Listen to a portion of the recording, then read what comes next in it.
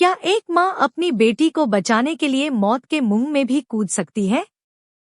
यह सवाल तब खड़ा हो जाता है जब छोटी रुचिता अचानक गायब हो जाती है। पूरे घर में चीख पुकार मच जाती है।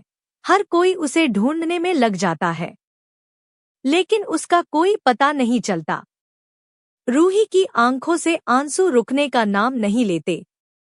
उधर दादी के चेहरे पर अजीब सी बेचैनी तो होती है, लेकिन वह इस बात का पूरा ध्यान रखती है कि नाहर को इस किडनैपिंग की असली सच्चाई का पता न चल सके।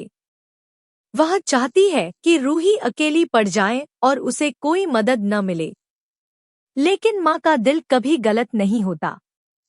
तभी रूही को एक पुराने अखबार में छपा फर्जी मेडिकल कैंप का पर्चा दिखाई देता है और रूही उस पर्चे के पीछे छिपी सच्चाई जानने के लिए निकल पड़ती है। वह प्रिंटिंग प्रेस पहुंचती है। वहां से उसे एक संदिग्ध नर्स का पता चलता है और फिर उसका पीछा करते करते वह शहर के बाहर बने एक सुनसान गोदाम तक पहुंच जाती है। वहां का नजारा देखकर उसके पैरों तले जमीन खिसक जाती है। कई मासूम बच्चों को बड़े बड़े बक्सों में बंद किया। रूही बिना डरे उस गोदाम के अंदर चली जाती है। कांपते हाथों से वह एक एक बक्सा खोलना शुरू करती है। अचानक एक बॉक्स के अंदर उसे अपनी बेटी रुचिता बेहोश हालत में दिखाई देती है।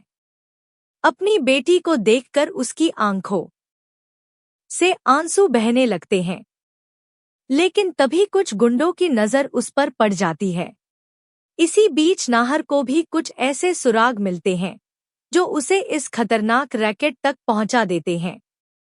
वह तुरंत पुलिस को साथ लेकर गोदाम की तरफ निकल पड़ता है। जैसे ही गुंडे रूही पर हमला करने वाले होते हैं, तभी नाहर और पुलिस की धमाकेदार एंट्री होती है। चारों तरफ अफरातफरी मच जाती है।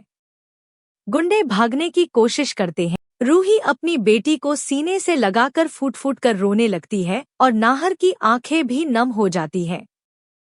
पूरे परिवार को आखिरकार उनकी रुचिता वापस मिल जाती है। साथ ही बच्चों की तस्करी करने वाले इस बड़े गिरोह का भी पर्दाफाश हो जाता है। यह कहानी एक बात सिखाती है कि माँ की ममता से बड़ी कोई ताकत नहीं होती और जब सच